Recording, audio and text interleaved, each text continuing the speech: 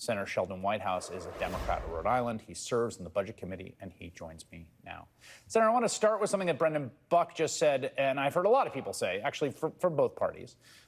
He was talking about the 2013 shutdown when the Republicans had a congressional majority, that, you know, you can never win a policy concession. In a shutdown, eventually, the congressional side caves. And they pass the bill and everyone moves on. And so what's the point? What do you say to that? Well, first of all, we're going into a very serious health care crisis. The Republicans have cut $1 trillion out of Medicaid. That will go into effect after the election. They're cutting $500 billion out of Medicare. That starts next year. But the Affordable Care Benefits, that starts now. So that is what has provoked all of this. This is a long healthcare fight that we are embarked on, but the thing that's happening now is these affordable care benefits. On the Senate floor, the conversation about those affordable care benefits isn't, do we want them or do we not? The conversation on the Senate floor is, well, let's negotiate on that because we know we need to move on that because our people are going to get hurt on that. But we'd rather negotiate with you after you've given away your leverage. So this whole shutdown, this whole Trump Republican shutdown is really boiling down to them wanting to solve the problem that we want to solve, but do it in a couple of days or a couple of weeks when we've given up our negotiating leverage. I don't think that's the kind of position that you can long stand on.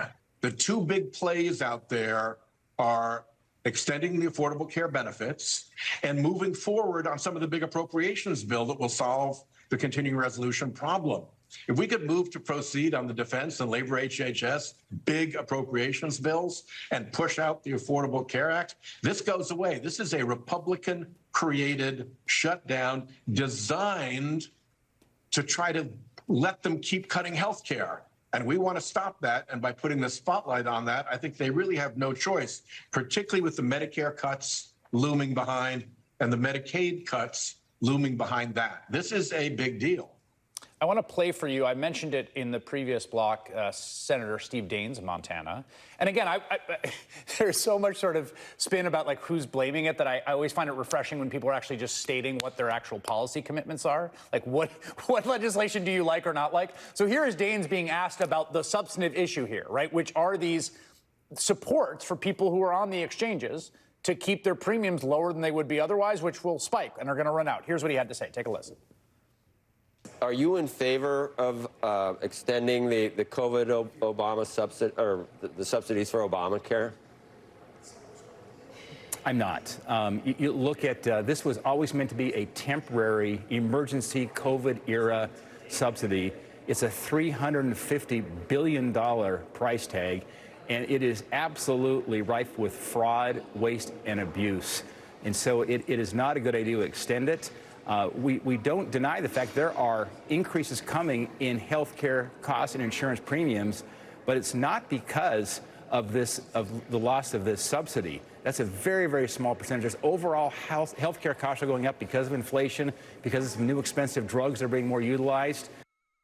So he says, you know, if costs are going to go up, we don't deny it. We just don't. We don't want this, and we think it's too expensive. What do you think?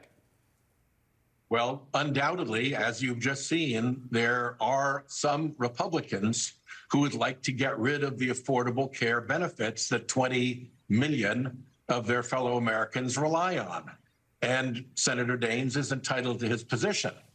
But there are a great many Republicans in the Senate who see that this is a terrible thing for them politically, that it's cruel to their own constituents, particularly when cost is such a huge issue among the American people, to slam by the tens of millions their constituents with a new and big healthcare cost increase. And so there is going to be a conversation.